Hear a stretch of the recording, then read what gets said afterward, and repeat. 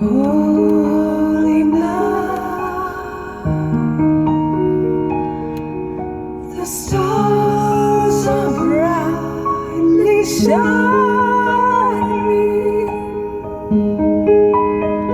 It is the night of our dear Savior's birth.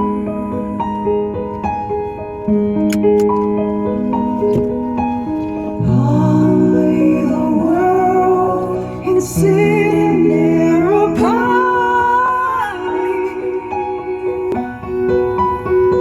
till he appeared, the soul felt his sway. A thrill of hope, the weary world rejoices for yonder grace, the new and glorious morn. Fall on your knees. Oh, you hear the angels' voices. Holy night, divine. Holy night, when Christ was born. Holy night, divine.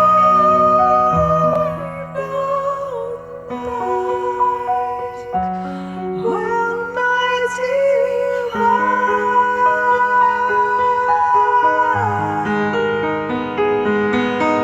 Truly he taught us to love one another. He is no son, and his gospel is peace. Chains shall he break, for the slave is our brother, and in his name all oppression shall cease. Sweet hymns of joy in grateful chorus raise we, let all within us praise his holy name. Christ is the Lord.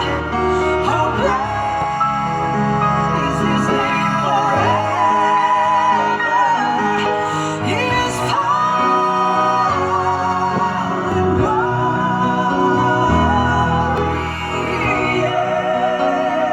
evermore proclaim.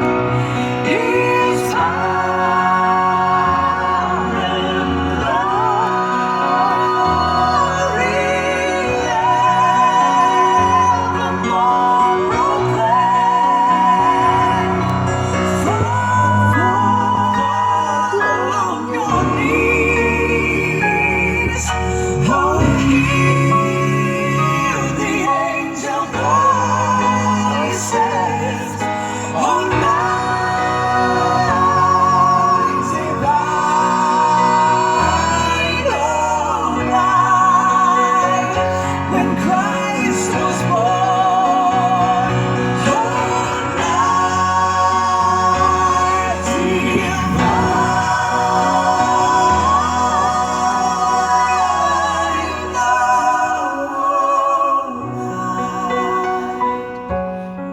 All night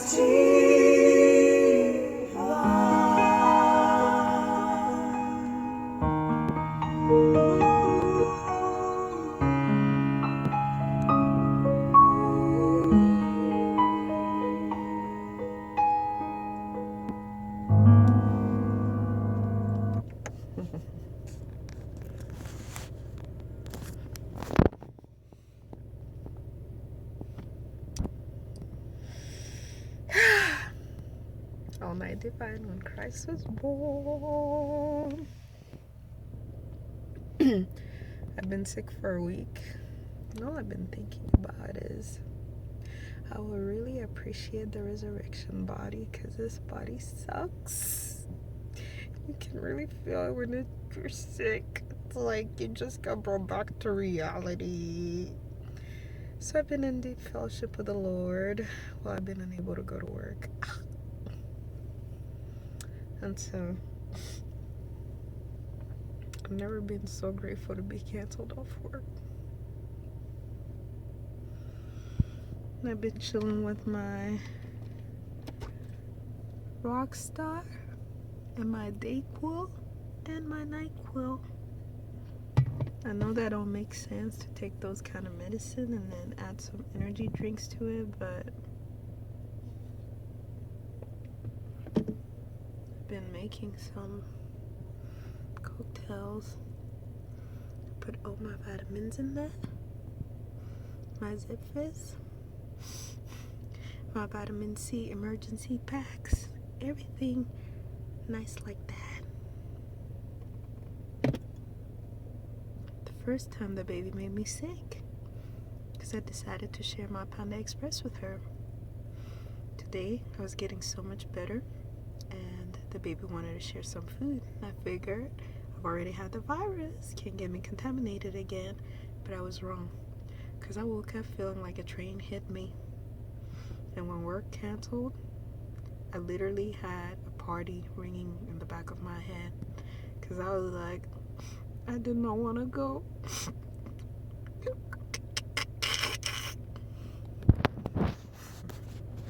Life is good.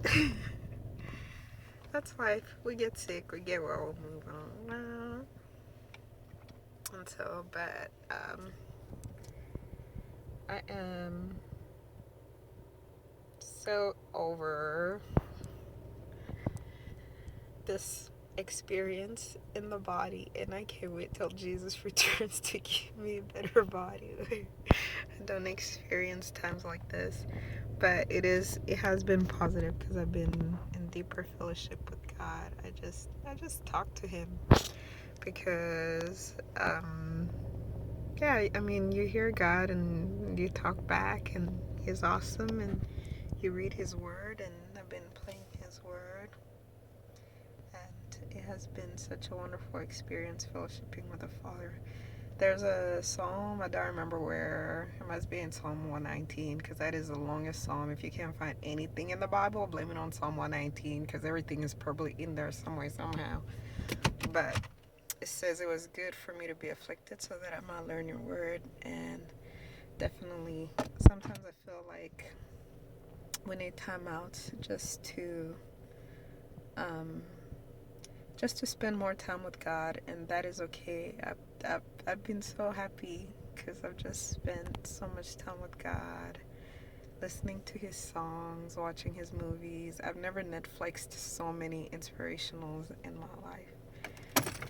Let me turn this car off because I just filled it up with gas. But I saw so many inspirationals, and I was watching inspirationals, that talk about God and faith and stuff like that. And I saw so many of them. I literally feel like making a list for all of y'all when y'all have your moment of sickness and just lay it out, you know. And so it's been really fun. That's life. And yes, you get to see me without makeup. Not an ounce of makeup. My chopped lips.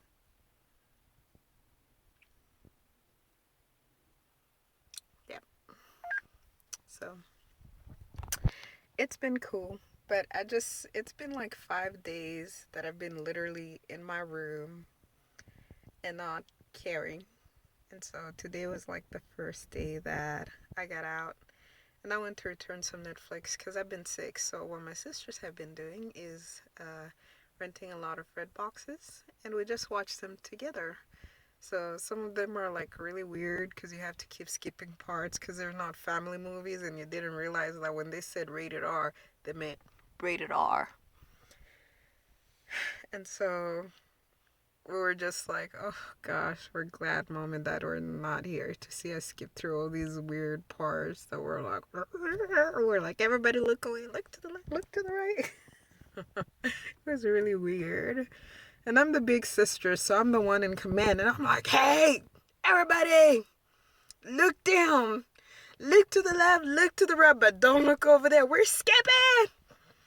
and we appoint somebody to use the remote and skip with their head looking down and keep guessing when something's over. So it's been kind of funny.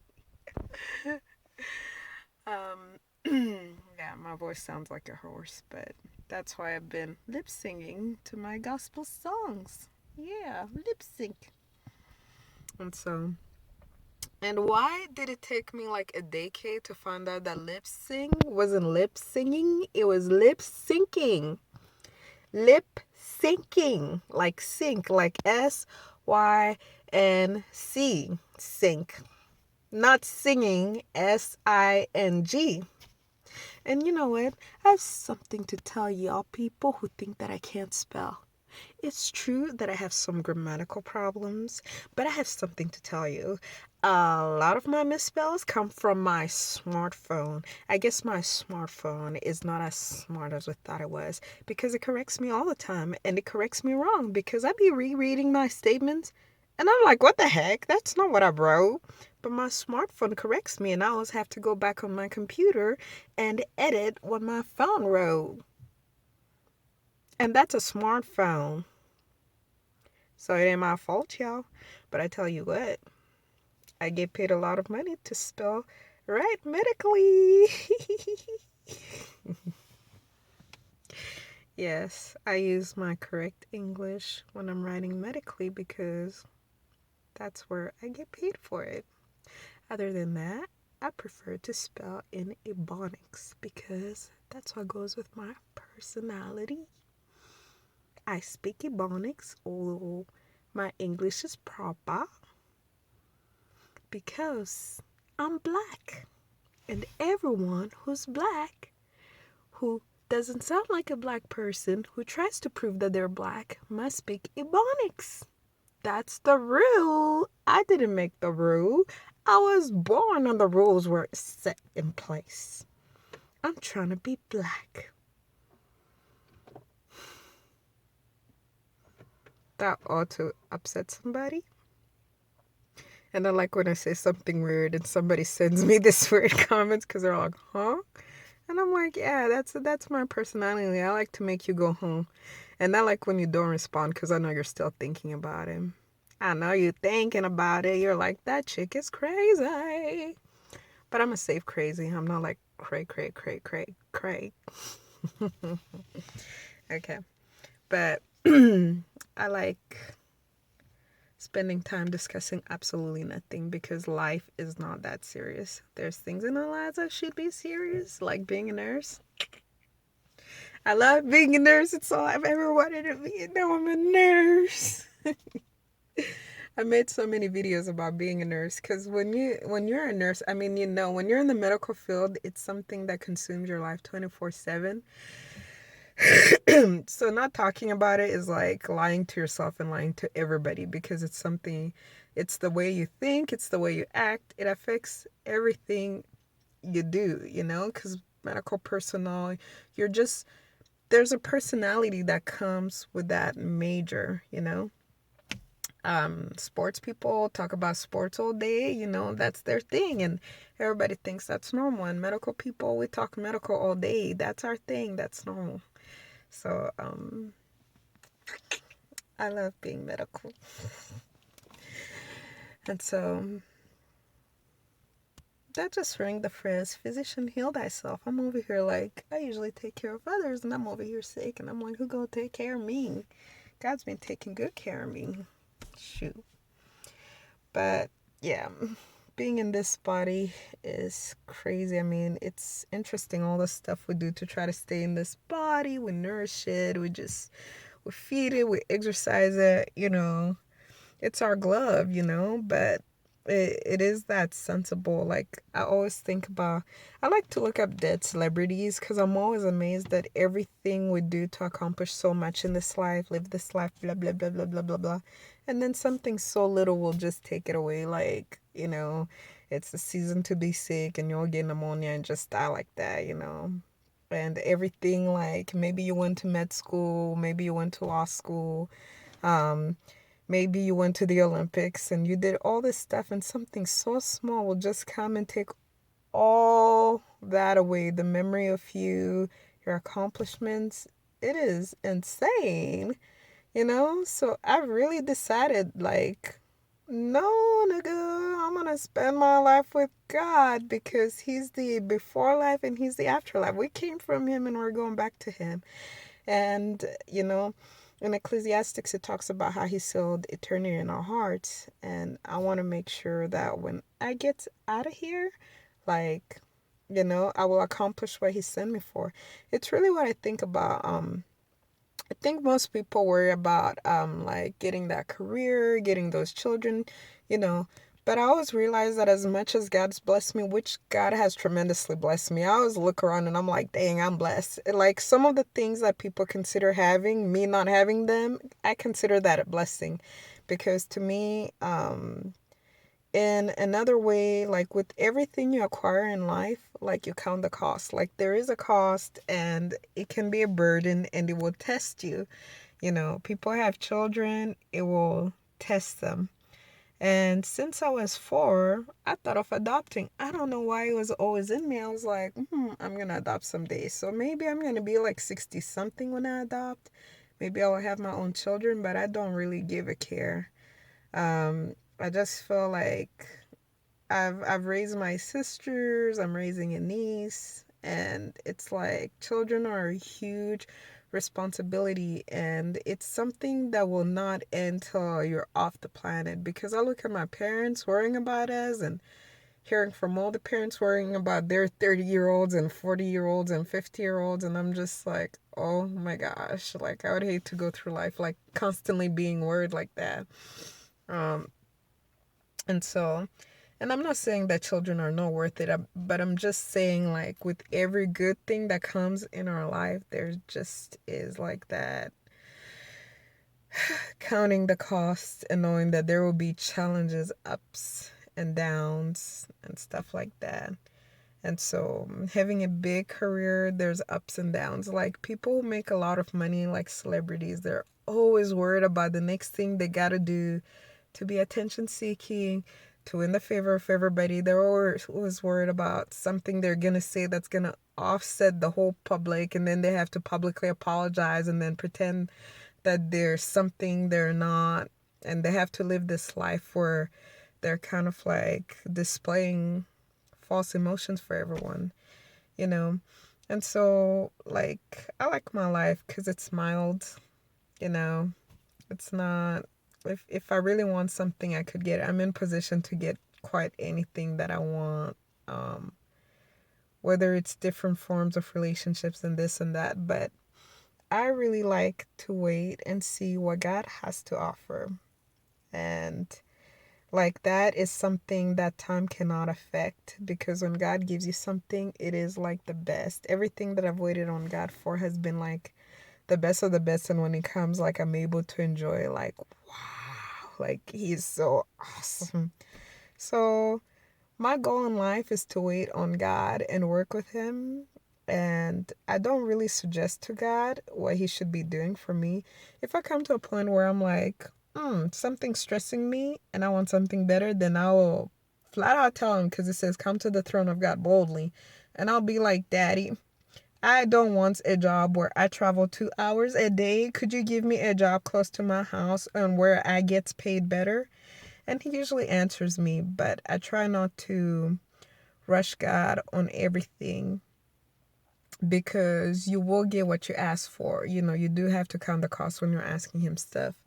And so, and even the blessings that He gives me, they come with some challenges, and sometimes with traumatic challenges. And I'm like, whoa. And I'm like, I didn't know I was asking for all of this when I asked for some of this. So, um, I'm having a great time living, and my goal in life is to accomplish the mission that He sent me here for. Because you could have the things that you think that you enjoy, but if it's not the life that God planned for you, it just, you know, whenever I pray, I just tell God I want to be like David. Um, David lived such a great anointed life, and that's what I want for me in my generation. I want to walk with God for reals. So, amen. Bye.